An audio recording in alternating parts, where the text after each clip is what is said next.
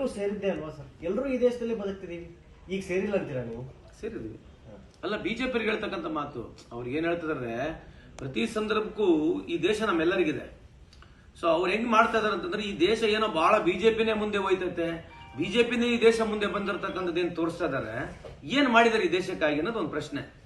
ಅಂದ್ರೆ last till 2014 ಏನಿರಲಿಲ್ಲ ದೇಶ, 2014 ಈ ದೇಶ ಬಹಳ ಇವರೇ ಬಹಳ ಉನ್ನತ ಸ್ಥಾನಕ್ಕೆ ಹೋಯ್ದಾರೆ ಅಂತ ಹೇಳಿ ಪ್ರತಿಬಂಧಿಸ್ತಾ ಇದಾರೆ.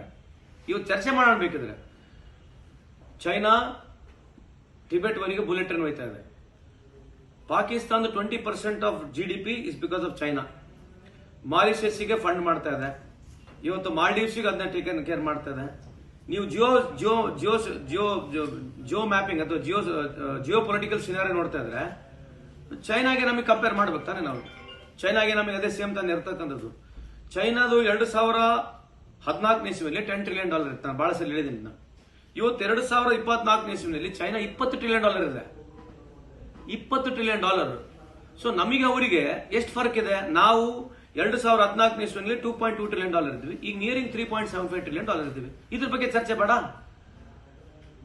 ಇದ್ರ ಬಗ್ಗೆ ಚರ್ಚೆ ಮಾಡಬೇಕು ಬೇಡ? ಯಾರಿಗೆ ಕಂಪೇರ್ ಮಾಡ್ಬೇಕು ನಾವು? ಬಾಂಗ್ಲಾದೇಶ ಕಂಪೇರ್ ಮಾಡ್ತೀರಾ?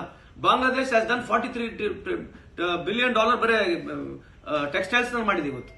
Bangladesh GDP is at 8% today. Afghanistan rupee against dollar. Afghanistan rupee is much more stronger than Indian rupee today.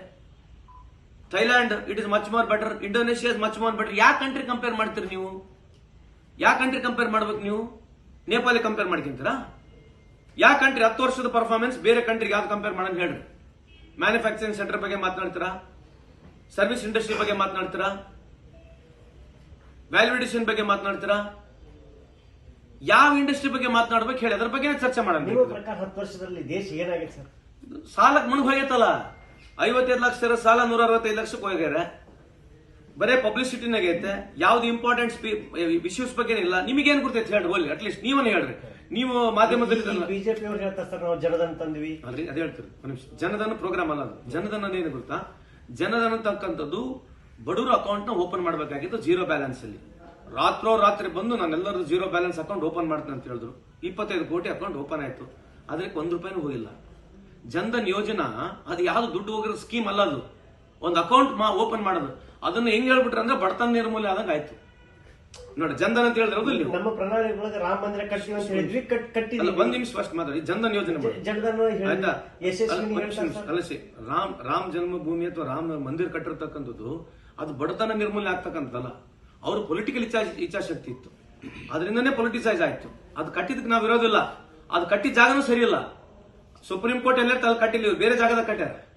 ಅದು 40% ಕಟ್ಟಾರ. ಕಟ್ಟಿದ್ದ 40% ತಾನೆ. ಸೊ ರಾಮ ಜನ್ಮಭೂಮಿಯಿಂದ ನಿಮಗೇನು ಬಡತನ ನಿರ್ಮೂಲನೆ ಆಯ್ತು? ನಮ್ಮ ಊರಾಗ, ನಮ್ಮ ಹಳ್ಳಿಯಾಗ, ನಮ್ಮ ಅಕ್ಕ ತಂಗಿರಿಗೆ ಏನು ಬಂದಿದೆ ಆಗ್ಲಿ, ಅದು ಇರ್ಲಿ, ನಮಗೆ ಅದ್ರ ಬಗ್ಗೆ ವಿರುದ್ಧ. ಬಟ್ ಅದನ್ನ ಹೇಳಕ್ ಕೊಟ್ಟು ಕೇಳ್ತೀರಿ ನೀವು. ನೀವು ಕೆಲಸ ಮಾಡಿದಿರಿ, ಬಡತನ ನಿರ್ಮೂಲನೆ ಆಗಿದೆ, ರೈತರಿಗೆ ಈ ರೀತಿ ಅನುಕೂಲ ಆಗಿದೆ. ಈಗ ರೈತರು ಸ್ಟ್ರೈಕ್ ಮಾಡ್ತಾ ಇಲ್ವಾ? 3 ಲಕ್ಷ ಜನ ಸ್ಟ್ರೈಕ್. ಮತ್ತೆ ಅಷ್ಟೆಲ್ಲ ಯಾಕೆ ಬೇಕು? ಬುಲ್ಡೋಸರು, ಮಷೀನು, ಏನದು ದ್ರೋಣ ಹಾಕಿ ಟಿಯರ್ ಗ್ಯಾಸ್ ಹಾಕ್ತಕ್ಕಂಥದ್ದು ಯಾಕೆ ಅಷ್ಟಿದೆ? ಏನು ಅವಶ್ಯಕತೆ ಏನಿದೆ? ಅದ್ರ ಬಗ್ಗೆ ಯಾಕೆ ತೋರ್ಸಂಗಿಲ್ಲ ಟಿವಿಯವರು?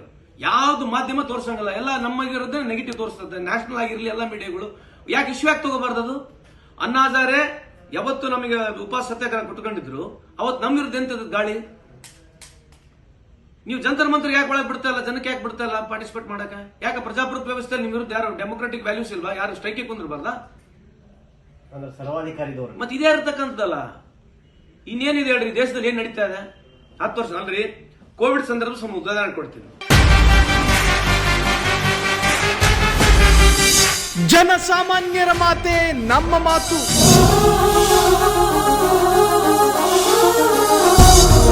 ಜನಸಾಮಾನ್ಯರ ದಾರಿಯೇ ನಮ್ಮ ದಾರಿ.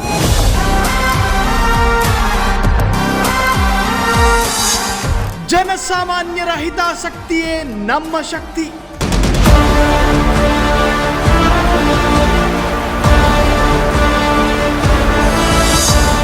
ಫ್ರೀಡಂ ಟಿವಿ ಶೀಘ್ರದಲ್ಲೇ ನಿಮ್ಮ ಮನೆಗೆ.